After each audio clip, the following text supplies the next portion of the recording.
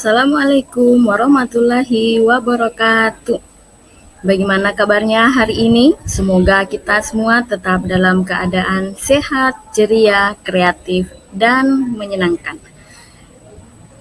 Kembali lagi bersama saya Ibu Endang dalam pembelajaran IPAS kelas 4. Semoga semuanya dapat mengikuti pembelajaran kita kali ini tetap dengan penuh semangat. Untuk pertemuan kita kali ini, kita akan membahas mengenai perubahan wujud zat. Kita kan sudah mempelajari jenis-jenis zat pada pembelajaran sebelumnya, yaitu ada zat padat, zat cair, zat gas. Nah, pembelajaran yang kedua ini, kita akan mempelajari mengenai perubahan wujud benda, yaitu mencair dan membeku. Nah, tentunya yang mencair itu adalah zat padat dan yang membeku biasanya adalah zat cair. Nah, kedua zat ini yang akan kita pelajari. Untuk yang pertama, kita akan belajar mengenai proses perubahan wujud benda dari padat ke cair yang disebut dengan mencair. Nah, apakah kalian pernah melihat es batu yang mencair? Tentu semuanya pernah melihat kan? Selain es batu, kira-kira zat padat apa lagi yang dapat mencair yang ada di sekitar kita? Terutama yang sering kita lihat dalam kehidupan sehari-hari. Ada yang bisa memberikan jawabannya? Nah, kalau begitu kita lihat. Nah, sekarang kita akan melihat beberapa contoh benda padat lagi yang dapat mencair. Salah satunya yang telah kita sebutkan tadi adalah es batu. Selain es batu, ada lagi nih zat padat yang dapat mencair, yaitu lilin. Nah, lilin ketika meleleh, dia tidak serta-merta langsung meleleh, tetapi ketika lilin kita bakar, maka lilin yang ada di sekitarnya akan meleleh. Begitupun pada agar-agar. Agar-agar yang terlalu lama kita diamkan, perlahan-perlahan maka akan kembali mencair menjadi air. Nah, apakah kalian pernah melihat zat padat yang mencair? Siapa yang pernah melihat proses zat padat mencair? Ada yang pernah melihat? Sekarang kita lihat terlebih dahulu salah satu contohnya, yaitu proses es batu yang meleleh. Nah, ini adalah contoh dari es batu yang meleleh.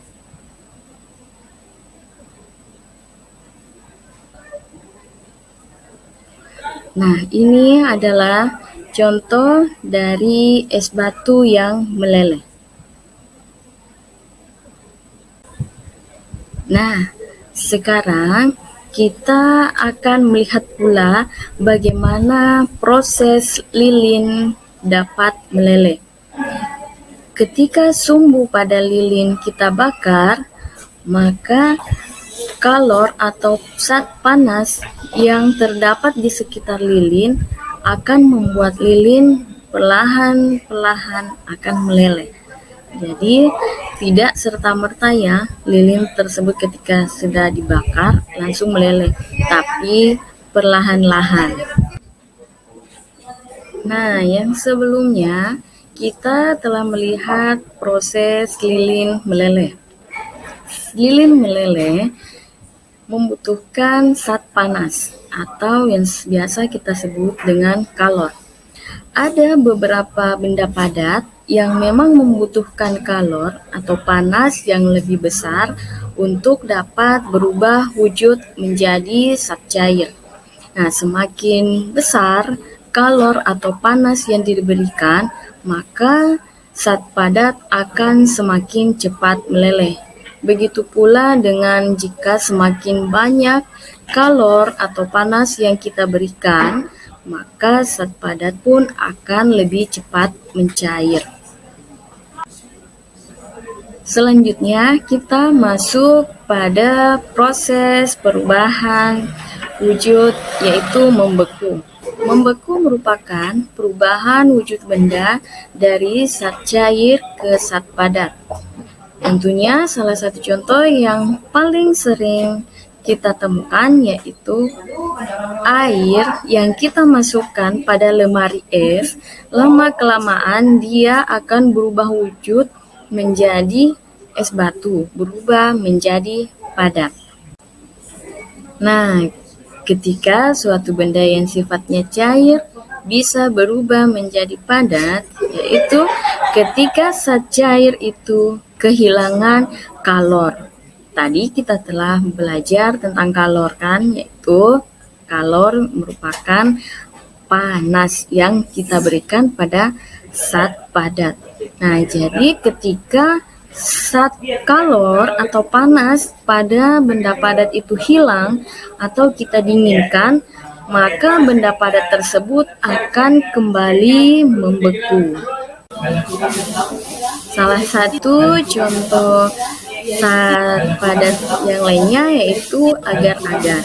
Ketika agar-agar kita dinginkan atau suhunya kita turunkan, artinya zat panasnya atau kalornya kita turunkan, maka agar-agar akan berubah wujud dari cair menjadi padat. Anak-anakku tentu pernah melihat atau bahkan makan agar-agar kan?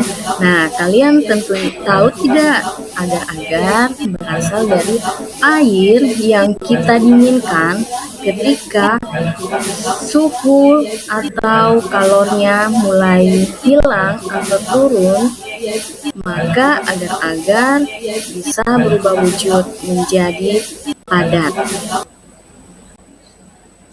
Nah, kalau sebelumnya agar-agar proses dari perubahan wujud zat cair menjadi zat padat, kita tidak membutuhkan suhu yang tinggi untuk mendinginkannya. Nah, tapi ada lagi zat cair yang untuk membekukan dia membutuhkan suhu yang sangat tinggi agar dapat berubah wujud menjadi zat padat. Salah satu contohnya adalah air. Nah, kalian pernah minum atau memasukkan air ke dalam lemari es? Tidak. Nah, ketika air kita masukkan ke dalam freezer atau tempat pembekuan, maka dia membutuhkan waktu beberapa lama sehingga bisa berubah wujud menjadi es batu. Nah, perubahan wujud dari air berubah menjadi es batu inilah yang disebut sebagai perubahan wujud dari zat cair berubah menjadi zat padat. Nah, ini ada zat-zat yang membeku di suhu biasa atau suhu ruang seperti agar-agar tadi ya. Contoh lainnya adalah coklat dan juga lilin. Ketika kita mencairkan coklat, tanpa perlu kita masukkan ke dalam lemari es, cukup kita simpan pada suhu ruang saja, baik itu kita simpan di meja atau kita simpan di dekat kita pada saat ingin belajar, maka lama-kelamaan coklat tersebut akan berubah wujud menjadi padat. Sama halnya dengan lilin. Nah, ketika mati lampu, kalian pernah membakar lilin tidak? Ketika lilin kita bakar, kemudian lampunya udah nyala, lilin kita matikan kan? Nah, hanya membutuhkan waktu beberapa menit, lelehan lilin yang tadinya mencair, lama-kelamaan kembali akan membeku, kembali akan berubah menjadi zat padat. Oke, cukup sekian pertemuan kita kali ini dalam pembahasan perubahan wujud zat. Semoga dengan penjelasan yang singkat ini, anak-anakku sekalian dapat lebih mudah memahami mengenai perubahan wujud zat, yaitu membeku dan mencair. Pada pertemuan selanjutnya, kita akan membahas mengenai perubahan saat mengembung dan menguap. Terima kasih, salam sejahtera, dan tetap bahagia.